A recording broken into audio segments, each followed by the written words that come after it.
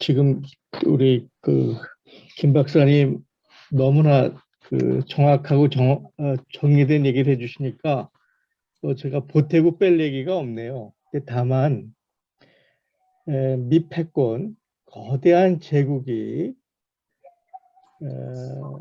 조만간 단기로는 10년, 장기로는 30년 안에 크게 변할 가능성, 미중 쟁패도 당분간 결론이 나지 않을 거다, 이런 말씀을 해주셨는데, 또 한 측면에서 역사적으로 제국을 보면 그게 어떤 전쟁이나 대외적인 충격보다는 자기 내부의 원인, 내부의 문제 때문에 스스로 무너진 게 대부분이 아니었던가. 그렇다면 중국이 대국돌기하고 있는데 중국의 약점은 뭐가 있을까?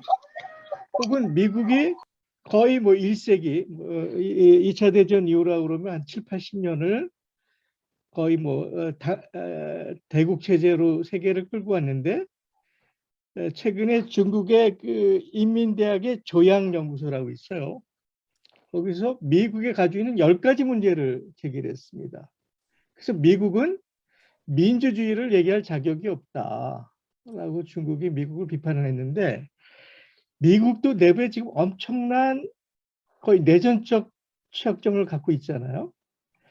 그래서 미국이라는 이 거대한 패권 국가가 스스로 패권이 붕괴할 가능성은 없는 건지, 조금 더 긍정적으로 얘기하면 미국의 진보 학자들이나 정치인들이나 시민단체들이 얘기하지만 패권 국가에서 보통 국가로 전환될 가능성은 없는 건지, 그런 것이 제가 갖고 있는 문제점이다, 질문사항입니다. 예, 굉장히 어려운 질문이죠. 제가 미래학자도 아니고 사실 국제정치학을 한다고는 하지만, 근데 제가 왜 10년에서 30년을 얘기했냐. 물론 우리 이내경 선생님 말씀하신 것처럼 엄청난 논쟁거리이긴 합니다. 내부에서도 중국이 까불지 마라, 택도 없다, 미국은 수백 년 더 간다고 얘기하는 사람들도 있고요. 그 다음에 이제 미국의 내부 말씀하신 것처럼 굉장히 심각하죠. 사실 저는 한국이 왜 유럽을 닮지 못하고 미국을 닮을 수밖에 없느냐가 상당히 가슴 아픈데요. 특히 이 양당 구조, 극우와 사실 우리는 극자는 없죠. 미국도 사실 미국의 민주당은 중도 정부인데요.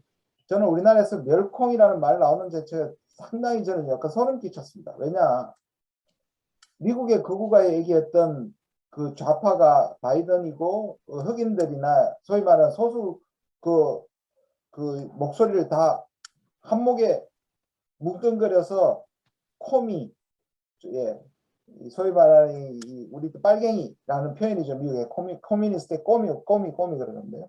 코미 그러는데.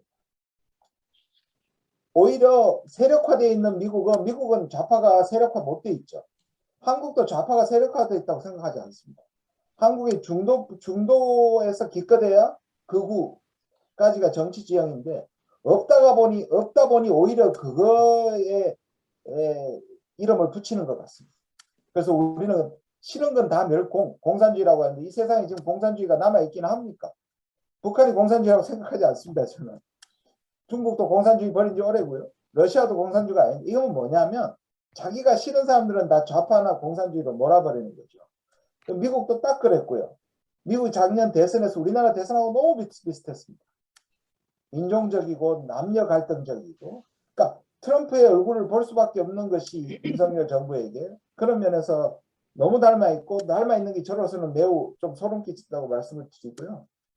그런데 문제는 뭐냐면 미국이 만들어 놓은, 그러니까 이게 중국이 두 가지가 있겠죠. 미국 자체 분열이 이 다음 세대, 다음 제국으로 넘어가게 되는 뭔가 빌미가 되든지 대안이 되는 세력이 없다는 겁니다. 유럽도 너무 약하고요. 중국도 미국의 약점보다 더 약점이죠, 사실은. 중국이 포용적이거나 소프트 파워나 지도적 위치 같은 게 없죠. 오히려 벼락부자 같은, 갑자기 갑부가 되어버린 그런 모습을 보이는 거죠. 그래서 저는 분명히 미국이 침체하고 있고 미국의 많은 문제들로 제국이 무너지고는 있지만, 제가 보기에는 그것이 몇십 년 걸릴 것 같고요. 두 번째는 대부분의 제국이 바뀔 때 사실 미국이 1위로가 된, 이 전 세계 1위가 된 것이 1900년 정도입니다. 근데 실제로 미국이 나와서 리더십을 앞세우고 실질적 리더가 된 것은 2차 대전 이후 한 45년 동안은 전쟁만 마지막에 살짝 참가하고 다시 고립주의로 돌아가 버렸습니다. 뭘 말씀드리냐면 이게 전쟁을 하면서 위기 상황에서 다음 어떤 그 패권이나 또는 이 패권이 무너지게 되는데 그런 점에 보면 미국이 상당히 운이 좋을 수도 있고요. 그러니까 미국의 본격적 몰락을 가속시킬 만한 그러한 것들이 안 나오는 것 같고 대체할 만한 세력이 없다는 뜻에서 적어도 꾸역꾸역 미국이 갈 것 같고요. 그 다음에 중국도 그렇다고 해서 미국을 완전히 앞설 수도 없는 뭔가 우리에게는 이것을 그래서 저는 뉴노멀이라는 말이 나오는 것 같습니다. 이렇게 계속 이렇게 실험하면서 끌고 갈 시대가 될 거다. 그래서 그런 말씀을 제가 한 20, 30년 가길 수밖에 없을 것이라고 그렇게 전망을 했습니다. 근데 이게 결코 좋은 게 아니고요. 말씀드린 것처럼 주변 국가의 스트레스가 엄청나게 받게 될 것이다. 미국과 중국의 그런 것들을 다 우리가 끌어안고 이 뭔가를 견뎌야만 하는 그러한 시기를 살 수밖에 없다. 그러려면 그래서 제가 드리는 하나의 해법 중에 하나가 유럽이 저런 방식으로 지금 전쟁 건강하지 않습니까? 그러면 유럽과 우리가 연대하는 것 이거 상당히 좋은 저는 왜냐하면 미중 사이에서 유럽이 상당히 우리가 비슷합니다. 그런데 지금 러시아가 저렇게 전쟁을 일으키고 나니까 전부 지금 친미가 되고 반중 반러 친미가 되어버리는 현상이 저는 상당히 미국이 선이고 지금 미국 무기가 없어서 못 팔거든요. 그러니까 우크라이나에 무기가 들어가기보다는 우크라이나 주변에 있는 서유럽과 실제로 동유럽 국가들이 엄청난 무기 수요가 발생하고 있습니다. 어떻게 보면 미국이 일부러 전쟁을 일으킨 건 아니지만 전쟁을 막을 수 있는 외교를 등한시하고 전쟁이 나버린 것이 미국 중심의 또 지배 질서를 또 연장시킬 수 있는 중요한 계기가 됐다 이렇게 볼 수 있을 것 같습니다. 네, 그 정성희 소장님 질문들이 좀 많은데요. 네, 질문을 소개해 드리겠습니다. 네네. 허상수 교수님께서 현재 한국 정부가 친북 반미, 친중 반일이라는 규정이 얼마나 적절한지 의문입니다. 2018년 남북 공동선언의 제도화, 국회 비준이 실현되지 않은 이유가 무엇인가요? 국방부 때문인지 미국 때문인지 대통령실의 외교안보팀의 직무유기인지 말씀을 해 주십시오. 이랬고요. 그 다음에 김인철님께서는 북한과 단절된 대화의 문제에 대해서 윤석열 정부의 시작점에서 어떤 사안을 제시한다면 대화에 나올 수 있다고 가정할 수 있을지요? 제 개인적인 입장에서 볼 때는 지금까지 우리가 북한에 무엇을 준다고만 했지 북한이 뭔가를 필요해서 제시한 점이 없다고 보는데 북한으로부터의 필요한 내용을 제시하도록 하면 대화의 장으로 나올까요? 질문 드려봅니다. 그 다음에 갤러리 S10E님께서 우리나라에 전시작전 통제권이 없다는 것이 다른 나라에도 자연스러운 일인지요? 그리고 군에 대한 작전 통제권이 없는 우리가 북과의 대등한 대화 조건이 될 수 있는지 궁금합니다. 우리 박대권 정의당 군포시위원장 질문인데요. 남한에서 미국에 반하여 독자적 평화체제를 구축하는 정치 세력이 집권해서 남북의 평화체제를 구축하면 미국이 CIA를 동원하여 체제 전복을 하지 않을까요?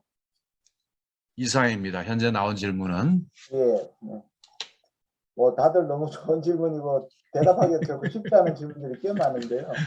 저는 그래서 친북 반미 친중 반일이라는 규정이 프레임이라고 말씀을 드린 겁니다. 그게 딱 맞아 들어가는 건 아닌데 매우 효과적이었습니다.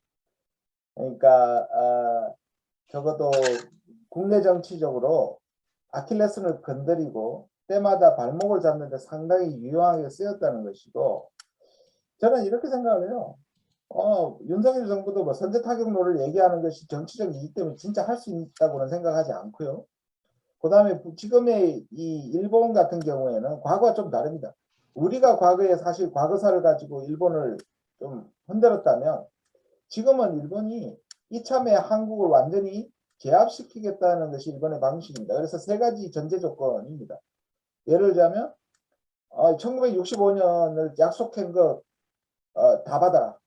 전적으로 수용하라. 두 번째, 한일 위안부 합의 박근혜 정부하고 한 거 다 받아라. 세 번째, 강제동원 뒤집어라. 이 세 가지를 전제 조건으로 삼고 있습니다. 이 말은 뭐냐면 한국이 완전히 항복을 해야지만 대화를 할 수 있다는 거예요. 미국이 당황할 정도로 지금은 일본이 거구 정부니까요. 이거를 조건으로 내세우는데 만약에 윤석열 정부가 이것을 다 받아들인다면 엄청난 후폭풍을 받을 수밖에 없다. 일본이 자기들의 그러한 요구 조건을 약화시켜서 한국이 윤석열 정부한테 뭔가 여지를 준다면 모르지만 지금의 일본의 분위기에 일본의 양보 없이 한국이 무조건 양보한다면 오히려 윤석열 정부에는 엄청난 타격이 될 것이라고 저는 생각을 합니다. 그래서 이 부분은 아마 자기들이 억울하다고 이제부터는 억울하다고 얘기할 수 있을 것 같은 부분입니다. 그러나 분명히 그런 두 진영으로 나눠서 아마 그런 것들이 작동하고 있다고 저는 생각하고요. 글쎄요, 저는 비준이 왜 안 됐을까? 뭐 직무유기도 좀 있는 것 같고 실제로 180석에 가까운 것을 가면서도 왜 안 됐느냐? 이런 부분들이 저도 너무 안타깝습니다. 뭐 사실 미국이 하나가 아니죠. 여기서 말씀하신 것처럼 예를 들자면 미국의 국무부와 국방부는 완전히 다릅니다. 국방부는 강경파들이고 그들의 존재 이유가 그렇듯이 이거는 밑에서 질문하신 그 전작권하고도 연결이 됩니다. 전작권이 오바마 때 그 노무현 정부 이후로 오바마 때는 우리한테 빨리 주고 싶어 했습니다. 왜냐하면 그때는 전치작전권을 한국한테 줘야만 부담을 경감시킨다는 것이 미국의 계산이었어요. 무슨 말씀이냐면 이제 한국도 잘 사는데 니들이 돈 들여가지고 가져가라 라는 분위기가 훨씬 많았어요. 근데 지금은요 전혀 반대가 되어버렸어요. 지금 왜 그러냐? 중국을 견제하는데 한국이 아니라 자신들이 전시작전권을 가지는 것이 얼마나 큰 자산인데. 아니 세계 군사력 6위의 국가의 전작권을 못 가지고 있다는 자체가 엄청난 아이러니고 질문하신 것처럼 그런 예가 없죠. 전혀 없어요. 유일무이합니다.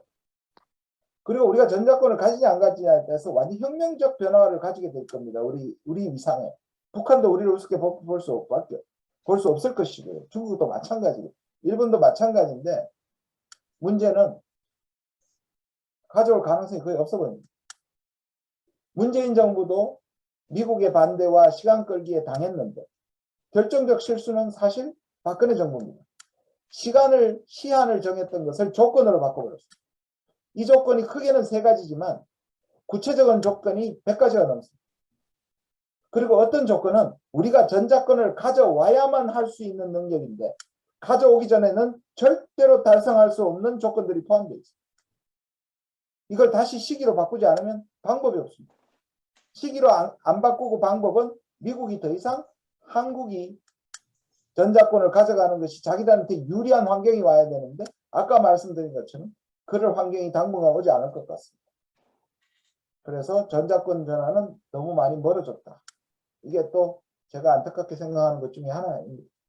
그 다음 뭐 저는 윤석열 정부 보입니다. 북한에 대해서 할 말 하겠다고 얘기를 했고 그 다음에 한미동맹을 강화했다고 한다면 아까 말씀드린 것처럼 북한이 원하는 인센티브를 가져오지 않겠죠. 그러나 2017년의 전쟁 위기 같은 것을 오는 것은 바라지 않겠죠. 그렇게 되면 사실상 그 긴장이 지나치게 고조됐을 때는 우리 삶 자체가 흔들리니까요. 2017년으로 돌아가는 걸 원하지는 않을 겁니다. 그러면 이렇게 얘기하겠죠.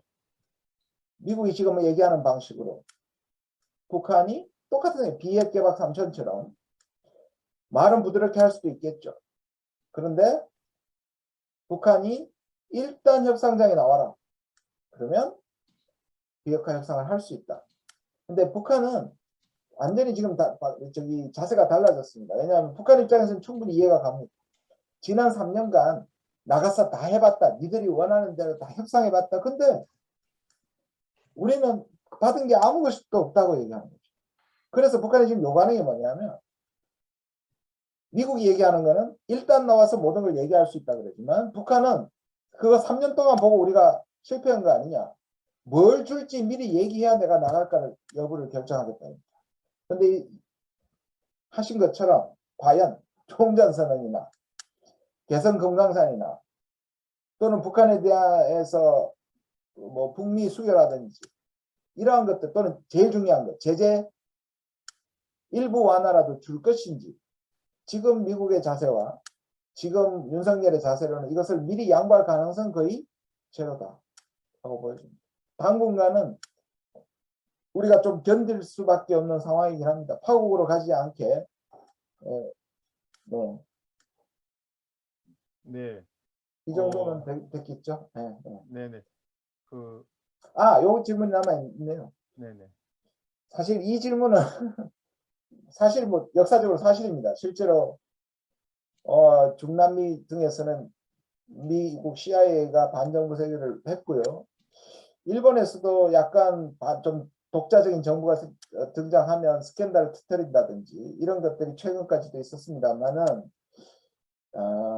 이 부분은 사실 우리가 단결된 힘으로 한다면 독자적 평화체제를 구축한다 했었다면 저는 그런 시대는 지났다. 물론 방해 공작을 하겠죠. 근데 이런 말씀 드릴 수 있을 것 같습니다. 우리가 세게 나가보지 않았기 때문에 미국이 어떻게 반대할지를 가늠하지 못하는 거죠. 그래서 제가 문재인 정부가 충분하지 않았다고 보는 겁니다. 제가 이거는 그냥 오프 더 레코드, 남으면 모르겠는데요. 제가 문 대통령님하고 대화가 있었습니다. 뭐 나가도 상관없습니다만 미국하고 척질 각오를 하셔야 합니다. 미국은 우리가 확실하게 우리 의사를 밝히면 미국도 들을 수 있는 귀가 있습니다. 그런데 미국의 그 척을 질 자세를 그런 각오를 하지 않으면 북한을 설득시킬 수 없습니다. 왜냐하면 미국을 설득시킬 수 없는 남한을 북한이 왜 신뢰하겠습니까? 사실 하노이에서 실패는 우리를 믿었다가 한국이 미국을 설득시키지 못했다는 것을 발견한 것이 하노이였습니다. 북한은 굉장히 낙관적이었죠. 미국 다 설득해 놓은 줄 알았습니다. 그래서 사실 평양에서 그렇게 환대를 했던 거고.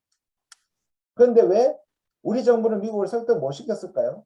잘 될 줄 알았고 잘 되어 가고 있는데 괜히 트럼프의 심기를 건드렸다가 하노이가 실패할까 봐 아무것도 안 했던 거죠. 근데 이런 말씀을 하셨어요. 나도 아는데 본인도 아시는데 미국하고도 척지고 북한도 안 나오면 최악이 아니야. 그러니까 결국 한미동맹이 망가지고 북한은 마음대로 안 됐을 때의 최악을 굉장히 우려하신 것 같았습니다. 그러면서 제가 좀 실망을 했습니다. 사실. 그럴 정도의 치고 나감이 없었구나 라는 생각을 했었습니다. 네. 네, 뭐 아주 열정적인 답변 감사드리고 이제 여기 화면에 계시는 분들 중에서 한 2분 정도만 의견이나 그 질문을 받고 좀 마무리하는 쪽으로 가겠습니다. 네, 제가 좀 말씀 좀 드릴까요? 김장민 박사님, 네네네. 남북 간의 합의에 관해 국회 동의가 왜 안 됐냐고 질문이 있었는데요. 제가 쓴 그 연방제화 통일 방안에서 이제 그 부분이 자세하게 나오는데 1991년 남북 기본 합의서는 북의회에서 최고인민회의에서 승인을 받았고요.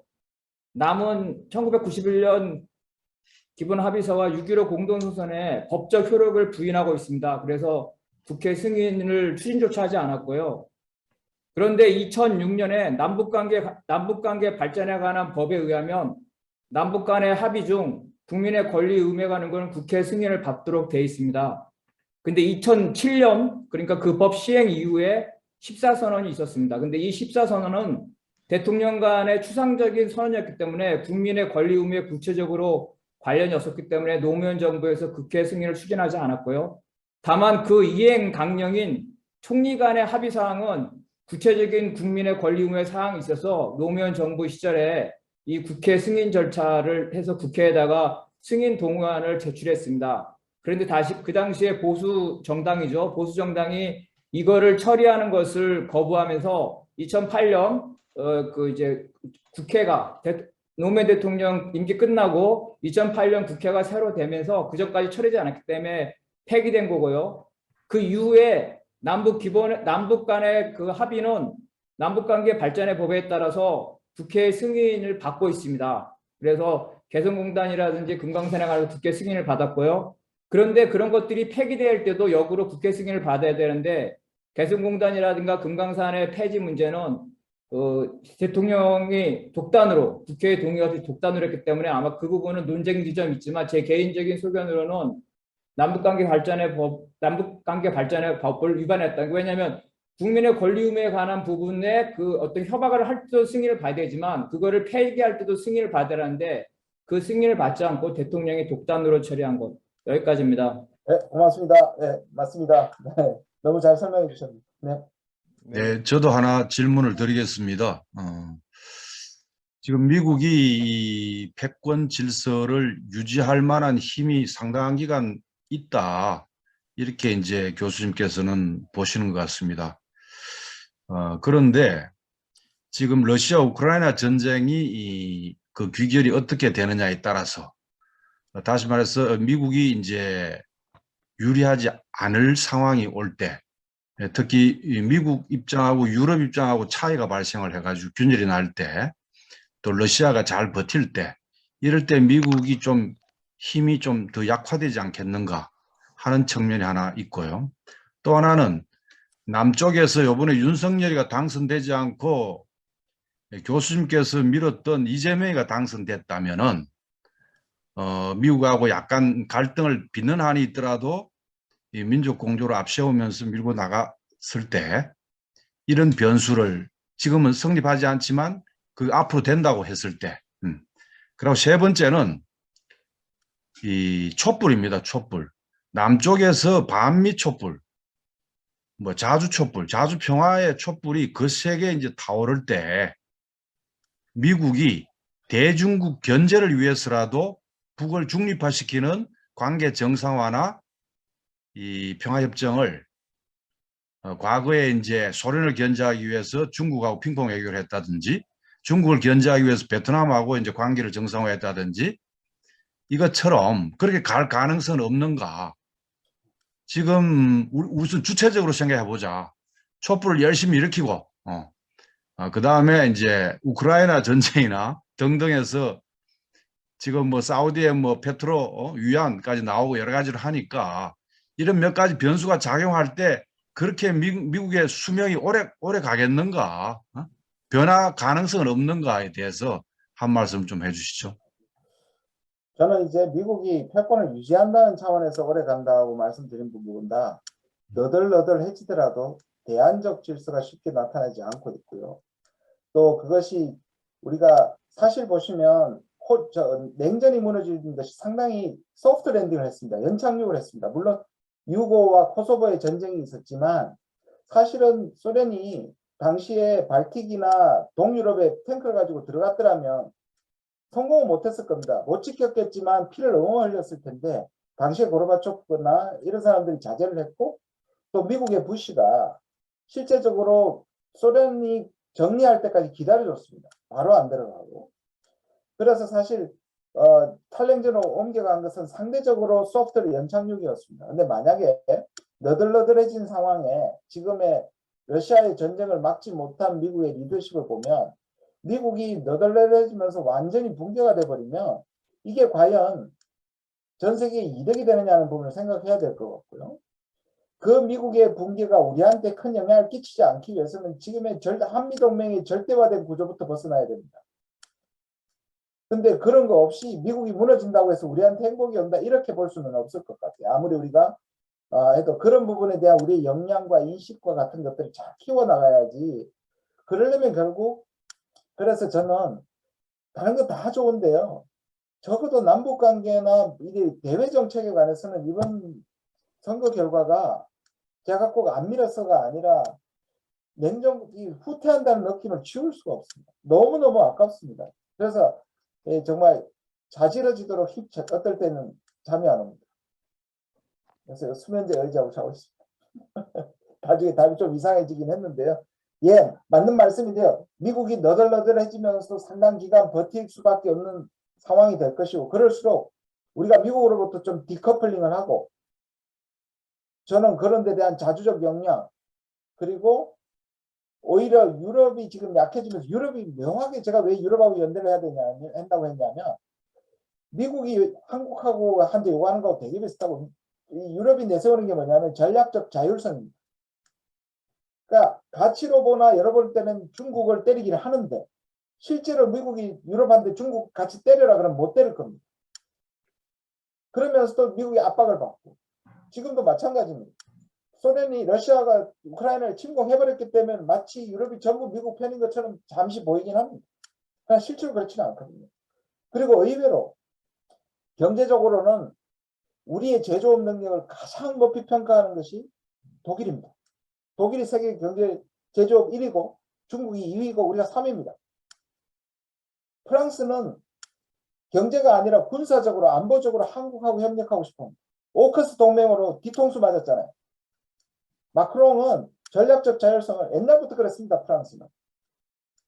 우리와 연합하고 싶어요. 이 기회를 제가 그래서 진보 정부가 됐으면 북한이나 이 미국보다 오히려 유럽을 우회해가지고 실제로 북한 한반도 문제를 해결하는 방식이 훨씬 더 효과적일 거라고 그 얘기를 했던 게 사실 저 책이긴 합니다. 그러나 선생님 말씀하신 것처럼 예, 너덜너덜 하다가도 꽤 갈 것이다. 우리가 살 길을 찾아야 된다. 뭐 이렇게 대답할 수 있을 것 같습니다. 예, 뭐 밤을 새워도 정말 이런 어떤 오늘 이 주제는 끝을 내지 못할 것 같습니다.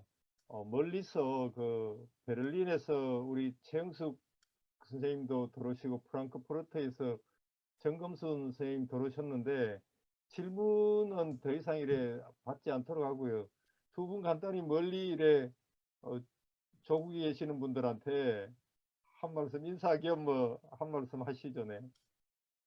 예, 예, 감사합니다. 반갑습니다. 우리 김준영 교수님은 독일에서 엄청 인기가 많으신 교수님이시거든요. 지난번에 몇 년 전에 촛불 그 에바 재단에서 촛불 혁명 그 수상식 할 때도 오셔가지고는 너무 인기가 많으시니까 우리 저기 정세형 당시에 그 통일부 아니 저기 평통 그 의장님께서 자기보다 훨씬 더 김윤영 교수님의 인기가 많다고 그렇게 이야기하시기도 했었어요. 근데 저는 독일 베를린에서 독일에서 한민족 유럽연대 의장으로 일하고 있습니다.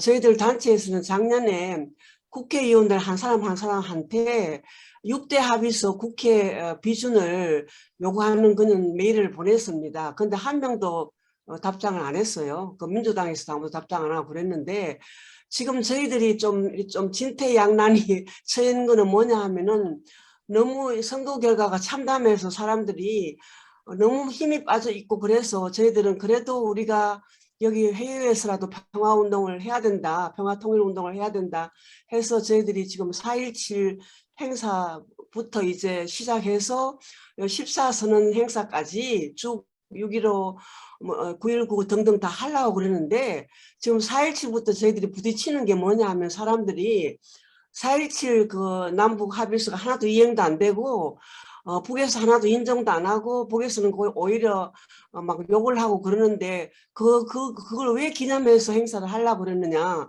그런 단체들한테 이렇게 그런 컴플레인을 듣고 있어요. 그래서 저희들은 그게 아니다. 우리는 평화운동을 조금 한 걸음이라도 시작해서 그리고 평창올림픽 4.17 남북 정상 만남이 우리한테 얼마나 큰 의미를 줬느냐 우리가 그걸 해야 된다 그렇게 지금 이렇게 사람들한테 섭외를 하고 있는데 교수님 생각은 우리가 4.17하고 9.19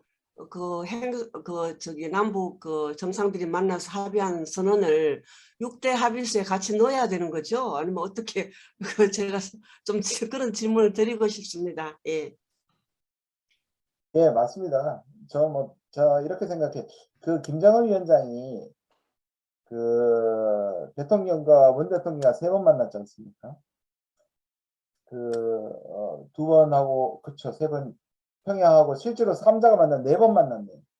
항상 하는 말이 반복하는 말이 있었습니다. 이제 협정은 그만하고 실천할 때다.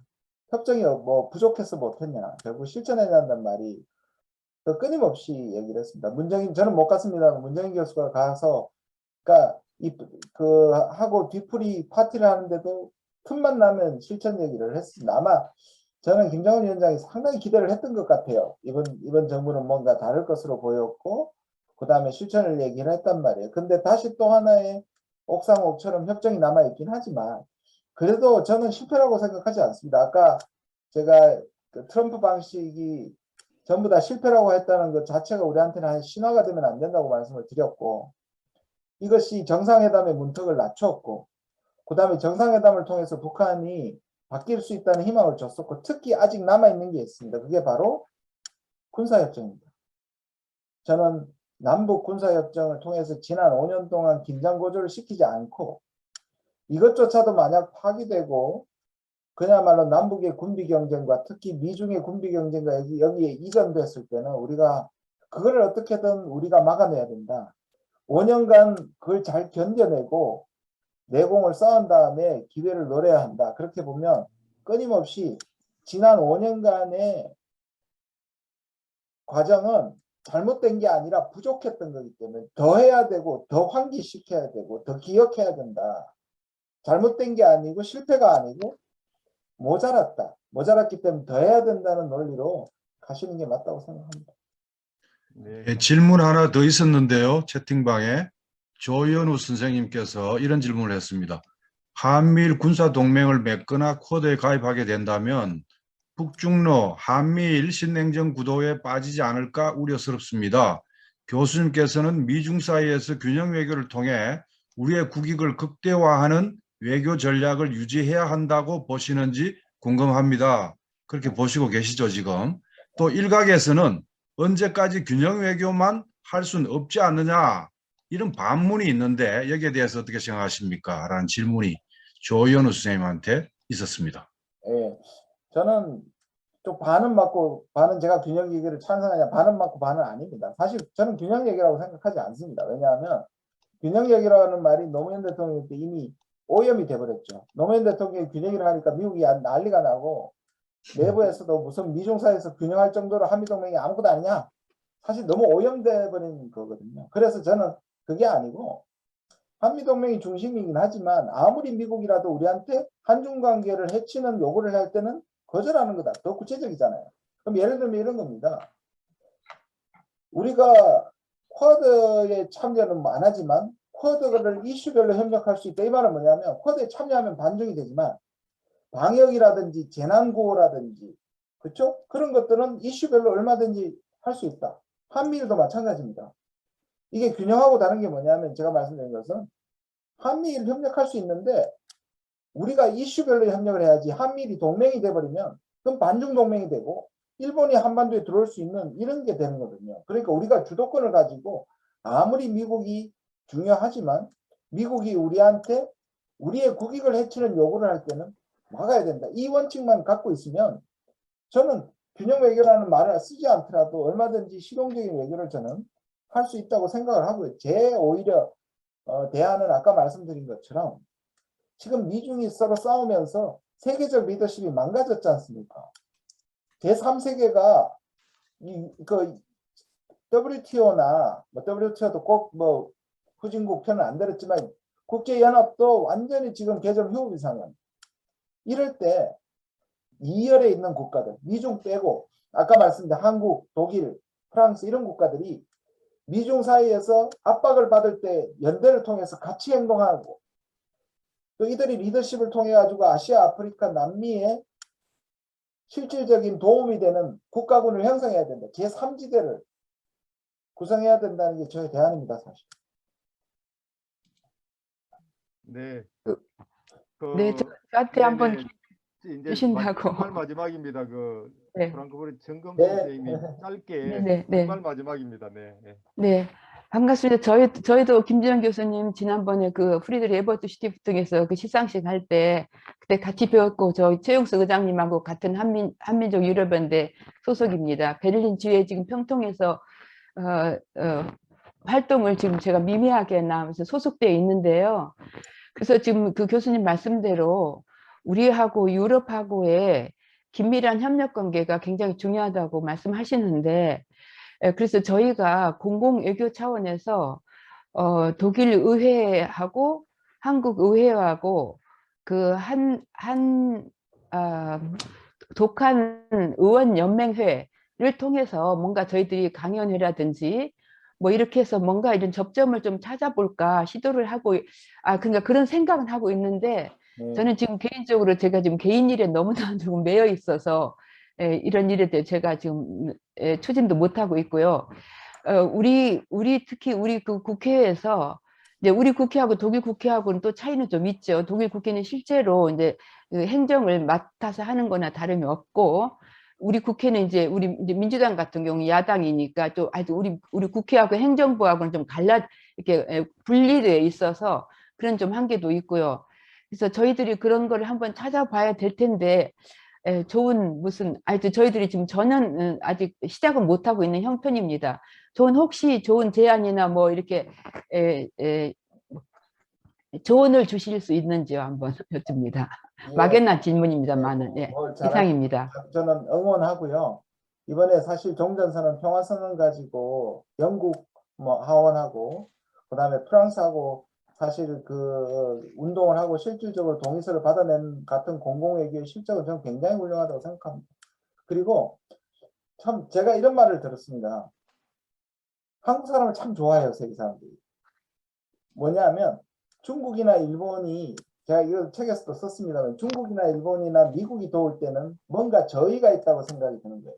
남미나 아프리카나. 실제로 중국도 1대1로 도와주고만 있지 않습니까? 욕먹습니다, 실제로.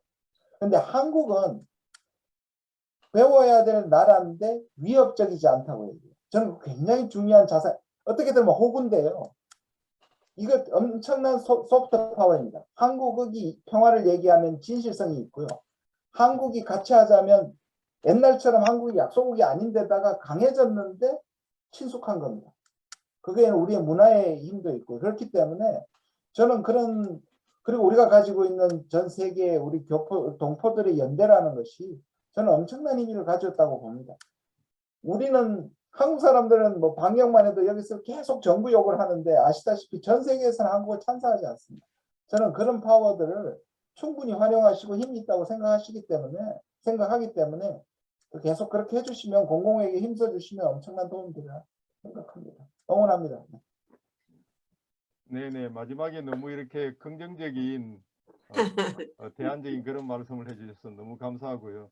우리 오늘 정말 열정적인 강의도 해주시고 답변하시는데도 정말 열정적이시죠. 그 다음에 귀에 쏙쏙 들어오지 않습니까? 그래서 우리 김진영 교수님한테 힘찬 박수 한번 부탁드리겠습니다. 고맙습니다. 네, 편안하십시오. 네. 예. 제가 좀 정리를 하겠습니다.